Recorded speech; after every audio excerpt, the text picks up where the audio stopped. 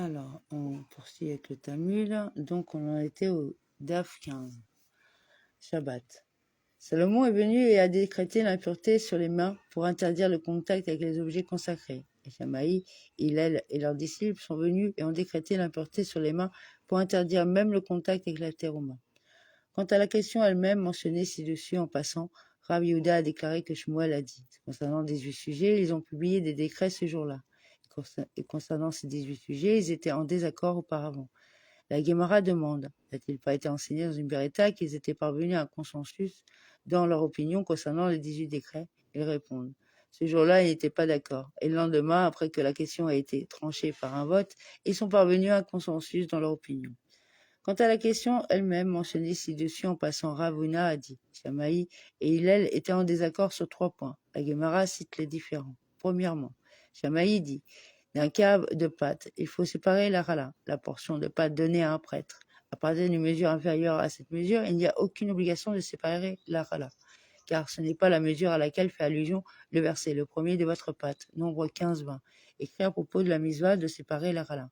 Et Hillel dit, il faut séparer la rala seulement des 2 caves. Et les rabbins disent la rala n'est ni conforme à la déclaration de celui-ci, qui est rigoureux, ni conforme à la déclaration de celui-là, qui est indulgent. Au contraire, un cave et demi est la mesure dont on est obligé de séparer la rala.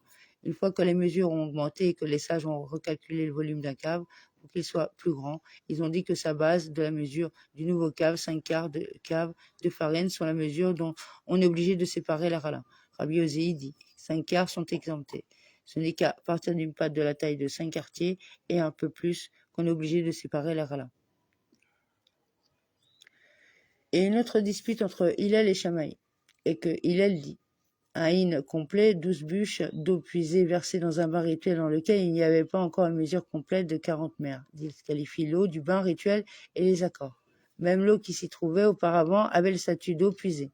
Même si de l'eau digne d'un bain rituel est ensuite ajoutée pour compléter la mesure de 40 mers, le bain rituel reste impropre à l'immersion. Hillel a utilisé la mesure biblique hin, car lorsqu'on cite son professeur, une personne doit parler en employant la langue de son professeur. Shamaï dit 9 caves d'eau suffisent pour disqualifier le bain rituel. Et les rabbins disent la halakha n'est ni conforme à la déclaration de celui-ci, ni conforme à la déclaration de celui-là. Les sages n'ont pas déterminé de mesure pour l'eau, disqualifiant un bain rituel jusqu'à ce que 2 tisserandes viennent de l'apport de Bouzier à Jérusalem, en témoignent au nom de Shemaya et d'Aphtalion que 3 bûches d'eau puisées disqualifient le bain rituel. Et les rabbins ont confirmé leur déclaration contre les opinions des grands sages d'Israël, Hillel et Shamaï. La Guémara ont souligné leur profession et le lieu où qu'ils vivaient pour souligner que malgré le fait que leur profession était méprisée et que leur place était méprisable, il n'y a pas de traitement préférentiel en matière de Torah. Et une autre controverse entre Hillel et Shamaï, que Shamaï dit toutes les femmes, leur temps est suffisant, c'est-à-dire une femme qui remarque qu'elle a vu le sang de la menstruation mais n'a pas senti l'écoulement avant. N'a pas besoin de s'inquiéter que peut-être l'écoulement du sang ait commencé avant qu'elle ne le voie, et il suffit qu'elle assume le statut d'impureté rituelle à partir de ce moment. Hillel dit d'examen en examen, c'est-à-dire qu'une femme qui a vu du sang, elle ne sait pas quand le flux mensuel a commencé. Elle est considérée comme impure rétroactivement jusqu'à la dernière fois où elle s'est examinée et s'est trouvée rituellement pure. Et même si l'examen a eu lieu quelques jours plus tôt, tout ce qu'elle a touché entre-temps devient rituellement impur. Et les rabbins disent la halakha n'est ni conforme à la déclaration de celui-ci, ni conforme à la déclaration de celui-là. Le principe est plutôt le suivant. Une journée complète, 24 heures, réduit le temps d'un examen à l'autre. C'est-à-dire que si son auto-examen final a eu lieu longtemps avant, elle n'a qu'à se préoccuper de l'impureté rituelle pendant les 24 heures. Période de 4 heures avant de remarquer le sang. Et d'examen en examen réduit le temps d'une journée entière. C'est-à-dire que si elle s'est examinée au cours de la journée précédente et n'a découvert aucun sang. Elle était certainement rituellement pure avant l'examen. La Guémara demande, n'y a-t-il plus de dispute entre eux? N'avons-nous pas appris que Hillel dit qu'il est permis de porter la main sur les têtes des offrandes sacrifiées lors d'une fête et que l'on n'effectue aucun travail interdit et que l'on ne profane pas la fête en le faisant? Shamaï dit de ne pas imposer la main. La Guémara répond, lorsque Ravuna a dit à sa déclaration, il faisait référence à des disputes où il n'y a pas de dispute entre les grands sages, qui les ont précédés en même temps que les leurs. Les disputes concernant la prise en main de la fête est ancienne, et leurs prédécesseurs, des sages remontant au début de l'ère des couples, l'ont déjà disputée. La Guimara demande en outre, n'est-il pas aussi indifférent à propos de celui qui vendange des raisins pour les emmener au pressoir et les piétiner, quant à savoir si le liquide qui s'écoule des raisins est considéré comme s'étant infiltré volontairement et est considéré comme et rend les raisins sensibles aux impuretés? Shamaï dit, il est devenu sensible, et Hillel dit, il n'est pas devenu sensible. La Guimara rejette ceci, à l'exception de celui-là, comme ici, bien qu'il soit initialement en désaccord. Hillel est finalement resté silencieux, il n'a pas répondu à Shamaï et a finalement accepté son opinion. Plutôt, il a été mentionné que Yosef ben Yoézer de Tsereda et Yosef ben Yohanan de Jérusalem ont décrété l'impureté sur la terre des nations et sur les récipients en verre. La Guimara demande, est-ce que ce sont ces deux sages qui étaient parmi les premiers sages de l'ère des couples qui ont émis ces décrets? N'est-ce pas les sages qui ont vécu au cours des 80 dernières années de la période du Second Temple et qui ont émis ces décrets? Comme l'a dit Rab Kahana. Lorsque Rabbi Ishmaël, fils de Rabbi Yosei, tomba malade, les sages lui envoyèrent. Rabbi, racontez-nous 2 ou 3 déclarations que vous nous avez dites un jour au nom de votre père. Il leur envoya, voici ce que dit mon père, 180 ans avant la destruction du temple. Le mauvais royaume de Rome a envahi Israël. 80 ans avant la destruction du temple, ils décrétèrent l'impureté sur la terre des nations et sur les vases de verre. 40 ans avant la destruction du temple, le Sanhédrin fut exilé dans la chambre des pierres de taille et siégé dans les magasins du monde du temple. Concernant la dernière déclaration, la Guémara demande quelles sont les ramifications alariques de cette déclaration. Rabbi Israq bar Avdimi a dit, faut dire qu'il ne jugeait plus les cas d'amende. La Guémara s'interroge. Où vient-il à l'esprit qu'il ne juge plus les cas d'amende? Même plusieurs générations après la destruction du temple, ils ont continué à juger des cas d'amende en Eretz Israël. Remandé plutôt Édith, qui ne juge plus les affaires capitales. Le pouvoir d'imposer la peine de mort fut retiré au Sanhédrin et ils quittèrent donc volontairement la chambre de la pierre de taille. Puisque le Sanhédrin ne se réunit plus à l'endroit qui lui est désigné, la Lara veut qu'il n'ait plus le pouvoir de juger les affaires capitales. De sa faute.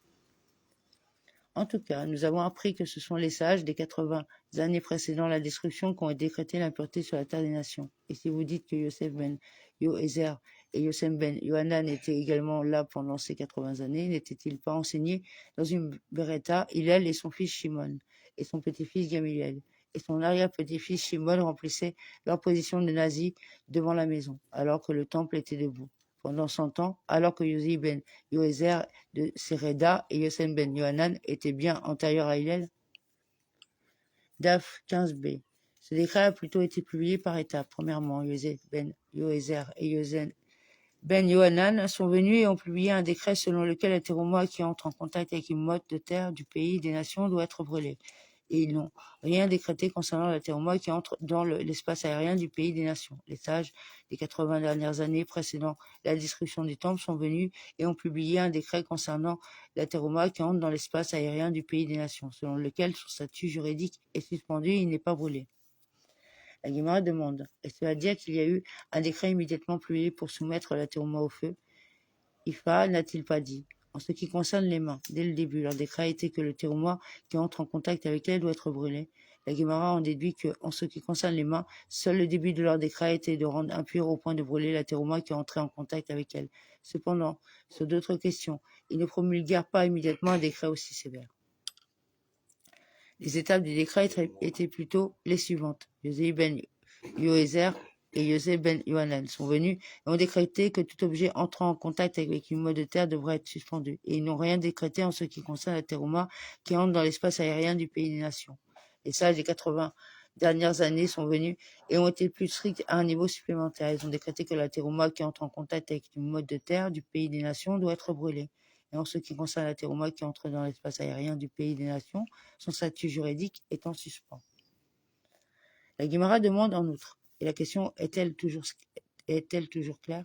Les sages n'ont-ils pas émis ce décret à Husha plusieurs années après la destruction du temple? Comme nous l'avons appris dans une Mishnah, pour 6 cas d'impureté incertaine, on brûle la terouma qui est entrée en contact avec elle. Pour le cas incertain de bête apéras, signifiant terouma qui est entrée dans un champ où une tombe a été élaborée et l'emplacement des ossements du cadavre est inconnu. Il est incertain sur la terouma est devenue impure ou non. Et pour le cas incertain de la terre qui vient du pays des nations, dont l'impureté elle-même a le statut d'impureté incertaine.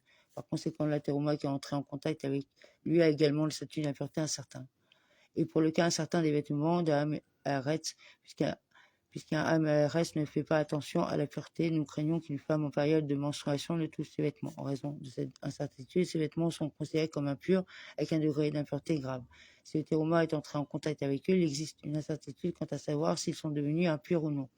Et pour le cas incertain des vaisseaux qui ne lui appartiennent pas et qui sont retrouvés, puisqu'il ne sait pas si ces vaisseaux sont impurs ou non. Si le téroma entre en contact avec eux, il y a une incertitude quant à savoir s'ils sont impurs ou non. Et pour le cas incertain du crachat, car peut-être s'agit-il du crachat d'un zav et transmet l'impureté par la loi de la Torah, si le téroma entre en contact avec celui-ci, il y a une incertitude quant à savoir s'il est impur ou non. Et dans le cas incertain de l'urine ou d'une personne, même si elle était adjacente à l'urine d'un animal, il y a lieu de s'inquiéter que ce soit peut-être l'urine d'un zav et impur par la loi de la Torah. Si le téroma est entré en contact avec lui, il y a une incertitude quant à savoir s'il est impur ou non. Dans tous ces cas, les sages ont établi que pour leur contact définitif, lorsqu'il est clair qu'ils sont entrés en contact avec le téroma, et bien qu'il y ait une incertitude en ce qui concerne leur impureté essentielle, c'est-à-dire s'il est incertain si ces objets sont impurs ou non, on brûle le téroma qui est entré en contact avec eux. Rabbi Ozei, même en cas de contact incertain, si c'est dans le domaine privé, on brûle la téroma qui est entrée en contact avec elle, car en ce qui concerne l'impureté selon la loi de la Torah, une incertitude s'est développée dans un domaine privé également considéré comme impur. Selon Rabbi Ozei, ces décrets, même s'ils constituent fondamentalement des cas d'incertitude, sont suffisamment stricts pour que les sages leur appliquent la loi de la Torah et les rabbins disent, puisque ces cas ne sont pas impurs que par décret rabbinique. En cas de contact incertain, dans le domaine privé, on ne brûle pas la téroma, mais on la met plutôt en suspens. Lorsqu'ils sont dans le domaine public, ils sont rituellement impurs.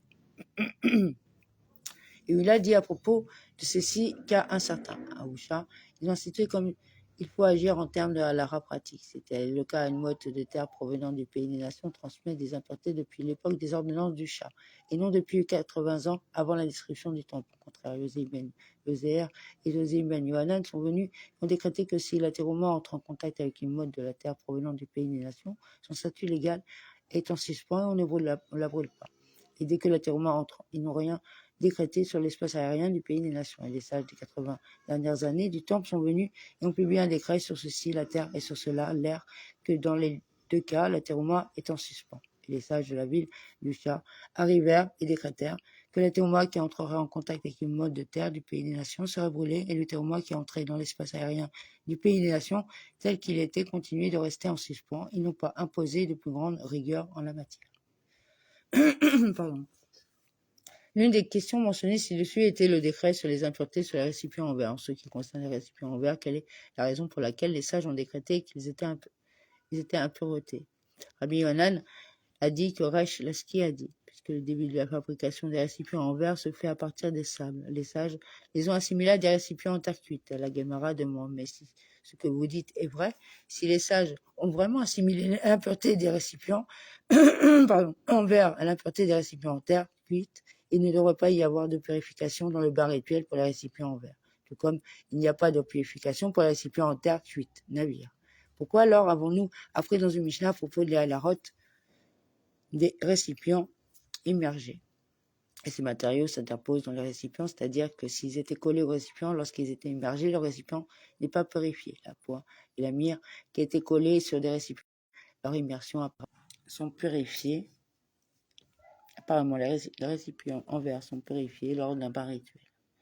La Gemara répond que le verre ne peut généralement pas être purifié dans un bain rituel. Mais de quoi s'agit-il? C'est un cas particulier où le récipient en verre était procuré, il y faisait couler du plomb fondu pour sceller le trou. Cet halara est conforme à l'opinion du rabbin Meir qui a dit « Je suis la nature du facilitateur ».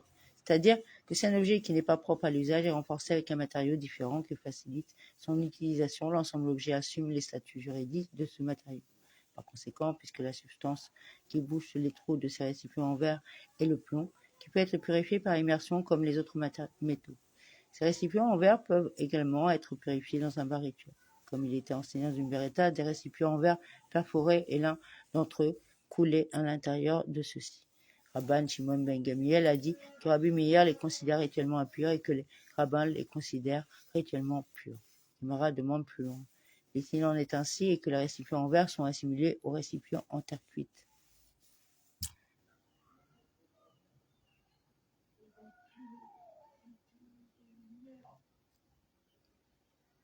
Donc on continuera demain la suite.